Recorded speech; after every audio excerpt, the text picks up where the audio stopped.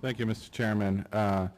Dr. Rasker, I represent Idaho, and even though Craters of the Moon is not in my district, it's still, there's only 2 districts in Idaho. And I'm just looking at your data here, and I have some questions. First, just a quick question. When you say services employment, what do you really mean by services?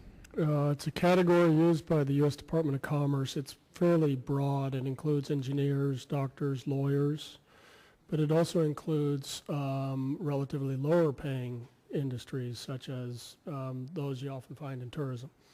So when you talk about service jobs here in your report, are you talking about high wages or low wage jobs? It's a combination of both. And do you know what the average wage is that's being represented here in your report is? In the service industries, it depends on the area that we're looking at. In Blaine County, of course, the average service industry is quite much higher than it would be in surrounding counties. Correct. I'm just looking at your report, and you said that there was an increase in activity, but we know in Idaho that some of our higher paying jobs are in the mining industry and sometimes in the agricultural industry, and service jobs typically don't pay as much, because you're talking a lot about hotel and other services. And according to your report, we saw from 1998 to 2008 an increase of 15.7% in service jobs. Is that correct? Pardon me, let me look up the statistics for, now which monument are you talking about? Craters of the Moon region. We're talking about Craters of the Moon. So from 2000 to 2008, the monument was designated in 2000. So correct. Population growth, 4%, job growth of 19%. Okay, but most of those jobs came in the service industry, correct? That's correct, yes, and some of it is also retirement related, so in the healthcare industry. But if we look at agriculture, for example, there was a decrease in the number of jobs during that time. Is that correct? Let me look for a second.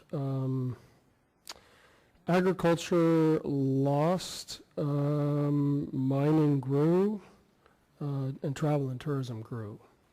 Okay. Actually, but if you look at mining, for example, from 1998 to 2008, there was a 7% increase in mining jobs. Mm-hmm. That's correct. In non-mining jobs, there was a 13% increase. Is that correct? That's correct. You've got faster growth in the service industries than you do have in mining, yes. Exactly, and what I'm saying, in Idaho, typically service industry is a lower paying industry than the mining jobs that typically have much higher paying jobs. So in those communities, the higher paying jobs actually lost ground versus the lower paying jobs in the service industries. Would you agree with that? It depends which community you're talking about. There are some communities where you have access to major markets where some of the service industry workers are doctors, engineers, architects. And then you have other communities that are more isolated where those types of professions are more difficult to have those in those remote areas. So your data is really not telling us anything because you're not really comparing the wages and the things that, the types of jobs that were actually, the amount of money that people were making in those jobs that were created. The wages differ from industry to industry. What we asked is whether there was increase in economic growth following the designation of the monument.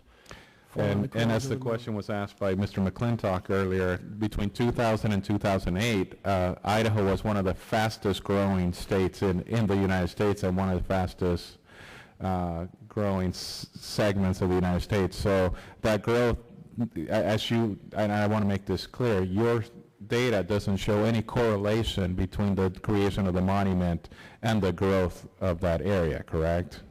It shows very strong correlation. It just doesn't prove cause and effect. So do you don't give any credit to the fact that Idaho was having actually the strongest growth and the most, you think most people are moving to Idaho because of the monument creation? Is that what you're trying to tell us? No, I'm not. Okay, so all people were moving to Idaho because it was a great place to live that had low taxes, low regulation, and a lot of other things, and had a great place to live, just like Utah and other places. That's why people are moving to those states, not because a new monument was created. Well, I think protected public lands, like monuments, are part of the quality of life that attracts people. All right, thank you.